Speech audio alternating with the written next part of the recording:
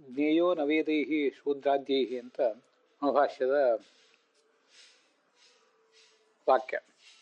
ಅದರ ಅರ್ಥವನ್ನು ವಿವರಿಸುವಂತಹ ತತ್ವಮಂಜರಿಯ 147ನೇ ಗದ್ಯ ಭಾಗ. ಅದರಲ್ಲಿ ಉತ್ತರಾರ್ಧವನ್ನು ನಾವೀಗ ನೋಡಬೇಕು. ಶೂದ್ರಾದ್ಯೈಹಿ ಇತ್ಯುಕ್ತ ಶೂದ್ರಾದ್ಯೈಹಿ ದೇವೋ ನವೇದೈಹಿ ಶೂದ್ರಾದ್ಯೈಹಿ ಅಂತೇನು ಕೇಳಿ ಬರ್ತದಲ್ಲ, ಆ ಮಾತಿನಿಂದ ಆಚಾರ್ಯರು ಭಾಗವತ ಮತ್ತೆ ವ್ಯೋಮ ಸಂಹಿತ ಮೊದಲಾದ ಕಡೆ ಬರುವಂಥ ಬೇರೆ ಬೇರೆ ಕೆಲವು ವಾಕ್ಯಗಳನ್ನು ಸೂಚನೆ ಮಾಡ್ತಾ ಇದ್ದಾರೆ. ಅದರಲ್ಲಿ ಮೊದಲನೇದ್ದು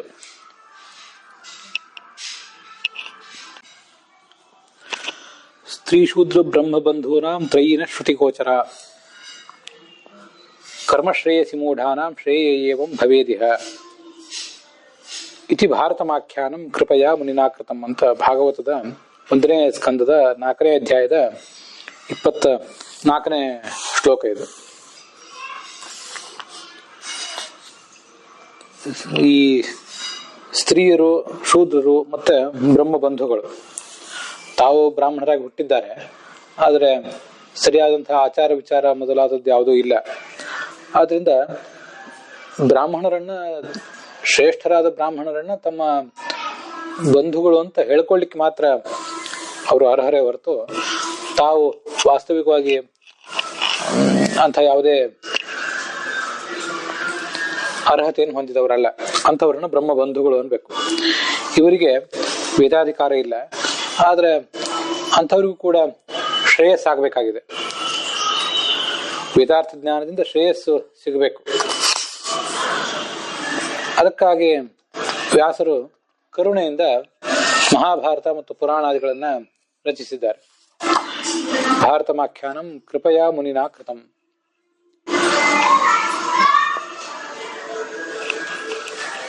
ಇದು ಭಾಗವತದ ಶ್ಲೋಕ. ಇತ್ಯಾದಿನ ಭಾಗವತೆ ಅಂತ ರಾಘವೇಂದ್ರ ಸ್ವಾಮಿಗಳು ಅದನ್ನ ತೋರಿಸಿದ್ದಾರೆ. ಮತ್ತೆ ಇನ್ನೂ ಕೆಲವು ಮಾತುಗಳನ್ನು ಕೂಡ ಆಚಾರ್ಯ ಸೂಚನೆ ಮಾಡಿದ್ದಾರೆ. ಅದನ್ನು ರಾಘವೇಂದ್ರ ಸ್ವಾಮಿಗಳು ಹೇಳ್ತಾ ಇದ್ದಾರೆ. ಯೈದಂ ಶೃಣುಯಾನ್ ನಿತ್ಯಂ ಯಶ್ಚಾಪಿ ಪರಿಕೀರ್ತಯೇತ್ ಅಂತಿದು ವಿಷ್ಣು ಸಹಸ್ರನಾಮದ ಫಲಸ್ತುತಿ. ವೇದಾಂತಗೋ ಬ್ರಾಹ್ಮಣ ಸ್ಯಾತ್ ಕ್ಷತ್ರಿಯೋ ವಿಜಯೀ ಭವೇತ್ ವೈಶ್ಯೋ ಧನ ಸಮೃದ್ಧ ಸ್ಯಾತ್ ಶೂದ್ರ ಸುಖಮವಾಪ್ನುಯಾತ್ ಇತ್ಯಾದಿನ ಸಹಸ್ರನಾಮಸು. ಮಹಾಭಾರತದ ಅನುಶಾಸನ ಪರ್ವದ ವಿಷ್ಣು ಸಹಸ್ರನಾಮ ಸ್ತೋತ್ರದ ಫಲಶ್ರುತಿ ಇದು. ಯಾರು ಈ ವಿಷ್ಣು ಸಹಸ್ರನಾಮವನ್ನು ಪಠಿಸ್ತಾರೋ ಮತ್ತು ಯಾರು ಇದನ್ನ ಕೀರ್ತನೆ ಮಾಡ್ತಾರೋ ಅವರಿಗೆಲ್ಲರಿಗೂ ಸಿಗಬೇಕಾದಂಥ ಫಲ ಎಲ್ಲ ಸಿಗ್ತದೆ.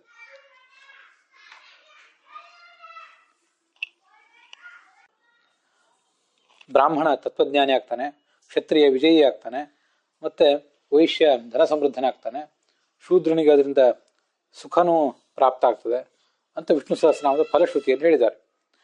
ಇದಲ್ಲದೆ ಆಚಾರ್ಯರು ಜ್ಞೇಯೋ ನವೇದೈಹಿ ಶೂದ್ರಾದ್ಯೈಹಿ ಅನ್ನೋದ್ರಿಂದ ಸೂಚನೆ ಮಾಡಿರುವಂಥ ಮತ್ತೊಂದು ವೇದವಾಕ್ಯ, ಮತ್ತೊಂದು ಪುರಾಣ ವಾಕ್ಯ, ಸ್ಮೃತಿ ವಾಕ್ಯ, ಅದು ಅವರೇ ಬ್ರಹ್ಮಸೂತ್ರ ಭಾಷ್ಯದಲ್ಲಿ ಉದ್ಧರಿಸಿರುವಂಥ ವಾಕ್ಯ. ಬ್ರಹ್ಮಸೂತ್ರ ಭಾಷ್ಯದ 1ನೇ ಅಧ್ಯಾಯದ 1ನೇಯ ಪಾದ, ಅಲ್ಲಿ 1ನೇಯ ಜಿಜ್ಞಾಸಾಧಿಕರಣವೇ. ಆ ಜಿಜ್ಞಾಸಾಧಿಕರಣದಲ್ಲೇ ಕಾಣಿಸುವಂಥ ಭಾಷ್ಯದಲ್ಲಿ ಬರುವಂಥ ಒಂದು ವಾಕ್ಯ ಅದು. ವ್ಯೋಮ ಸಂಹಿತಾಯಾಂಚ ಅಂತ್ಯಜ ಅಪಿ ಯೇ ಭಕ್ತಾಃ ನಾಮಜ್ಞಾನಾಧಿಕಾರಿಣಃ ಸ್ತ್ರೀಶೂದ್ರ ಬ್ರಹ್ಮಬಂಧೂನಾಂ ತಂತ್ರಜ್ಞಾನೇ ಅಧಿಕಾರಿತ ಏಕದೇಶೀಯ ಪರೋಕ್ತೇತು ನತು ಗ್ರಂಥ ಪುರಸ್ಸರೆ ತ್ರೈವೇಣಿಕಾನಾಂ ವೇದೋಕ್ತೆ ಸಮ್ಯಕ್ ಭಕ್ತಿಮತಾಂ ಹರೌ ಆಹುರಪ್ಯುತ್ತಮ ಸ್ತ್ರೀಣಾಂ ಅಧಿಕಾರಂ ತು ವೈದಿಕೆ ಯಥೋರ್ವಶಿ ಯಮೀ ಚೈವ ಶಚ್ಯಾದ್ಯಾಶ್ಚ ತಥಾ ಪರಾಹ ಇತಿ. ವ್ಯೋಮ ಸಂಹಿತ ಅಂತ ಪ್ರಾಯ ಈಗ ಉಪಲಬ್ಧ ಇಲ್ಲದೇ ಇರುವಂತಹ ಒಂದು ಗ್ರಂಥ. ಆಚಾರ್ಯರು ತಮ್ಮ ಜ್ಞಾನದ ಭಂಡಾರದಿಂದ ಅದನ್ನ ಉದ್ಧರಿಸಿದ್ದಾರೆ ಅಂತ ನಾವು ತಿಳ್ಕೊಳ್ಬೇಕು. ಸ್ತ್ರೀಯರಿಗೆ, ಶೂದ್ರರಿಗೆ ಮತ್ತು ಬ್ರಹ್ಮಬಂಧುಗಳಿಗೆ ತಂತ್ರಜ್ಞಾನದಲ್ಲಿ ಅರ್ಥಾತ್ ಪೌರುಷೇಯ ಗ್ರಂಥಗಳಲ್ಲಿ ಮಾತ್ರ ಅಧಿಕಾರ ಇದೆ. ತತ್ರಜ್ಞಾನೇ ಅಧಿಕಾರಿತ ಅಂತ ಇನ್ನೊಂದು ಪಾಠನೂ ಇದೆ, ಋಷಿಕೇಶ ತೀರ್ಥರ ಪಾಠ. ಆ ಪಾಠಕ್ಕನುಸಾರವಾಗಿ ಈ ವೇದಾದಿಗಳನ್ನು ಸ್ತ್ರೀ, ಶೂದ್ರರು ಮತ್ತು ಬ್ರಹ್ಮಬಂಧುಗಳು ಗ್ರಂಥ ಪುರಸ್ಸರವಾಗಿ ಅಧ್ಯಯನ ಮಾಡುವಂತಿಲ್ಲ, ಆದರೆ ಜ್ಞಾನದಲ್ಲಿ ಮಾತ್ರ ಅಧಿಕಾರ ಇದೆ.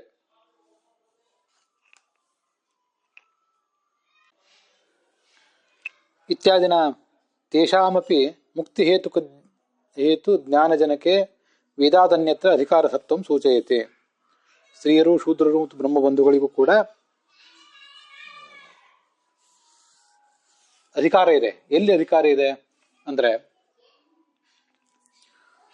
ವೇದಾದ ಅನ್ಯತ್ರ, ವೇದವನ್ನು ಹೊರತುಪಡಿಸಿ ಬೇರೆ ಶಾಸ್ತ್ರಗಳ ವಿಷಯದಲ್ಲಿ ಅವರಿಗೂ ಕೂಡ ಅಧಿಕಾರ ಇದೆ. ಅದು ಜ್ಞಾನಜನಕವಾಗಿದೆ. ಮುಕ್ತಿಗೆ ಕಾರಣೀಭೂತವಾದ ಏನು ತತ್ವಜ್ಞಾನ ಇದೆ, ಆ ತತ್ವಜ್ಞಾನಕ್ಕೆ ಇದು ಜನಕ ಆಗಿದೆ. ಅಂತಹ ಶಾಸ್ತ್ರಗಳಲ್ಲಿ ಅವರಿಗೂ ಕೂಡ ಅಧಿಕಾರ ಇದ್ದೇ ಇದೆ. ಅಧಿಕಾರ ಸತ್ವಂ ಸೂಚಯತೆ. ಇದು ಆಚಾರ್ಯರು ದಿಯೋ ನವೇದೈಹಿ ಶೂದ್ರಾದ್ಯೈಹಿ ಎಂಬ ಮಾತಿನಿಂದ ಭಾಗವತದ, ವಿಷ್ಣು ಸಹಸ್ರನಾಮದ ಮತ್ತೆ ವ್ಯೋಮ ಸಂಹಿತಾದ 3 ವಾಕ್ಯಗಳನ್ನು ಸೂಚನೆ ಮಾಡಿದ್ದಾರೆ ಅಂತ ತಿಳಿಬೇಕು.